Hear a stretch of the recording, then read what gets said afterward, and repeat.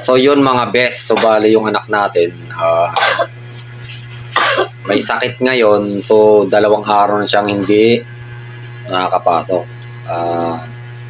Ngayon ano natin kung kumusta na siya, pero nung nakaraang araw pinainom natin ang gamot. So ano natin, Cheng, anong kumusta pakiramdam mo?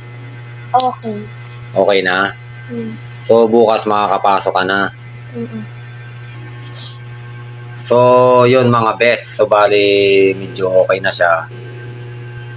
Basta sabi ko, laging, halimbawa, umuulan, laging sumilong kung walang dalang payong. Kaya minsan nagkakasakit tayo kasi katulad niyan, naambunan sa panahon ngayon.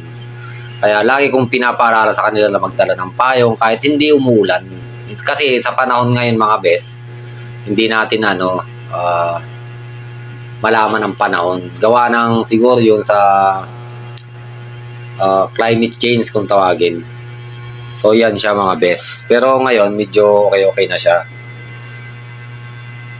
So yun, okay ka na. So sa sunod na pag gumaling ka, gagala na tayo para tsaka para ma-refresh ka rin, hindi yung puro kaaral ganun. 'Di ba? Saan mo gustong maligo? Maligo tayo sa dagat. Para tuluyan ka ng gumaling. Magaling talaga ako. Magaling ka na. Kaya yun. Ngayon kumain ka, tapos magpahinga ka ng mas maaga para tsaka wag ka na lagi nagpupuyat para Hindi ako maabot alas 4. para kasi ang pagpupuyat kasi nakakababa ng immune system yon.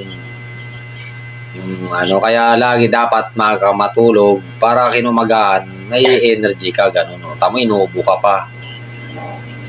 So sige na, ka na ha.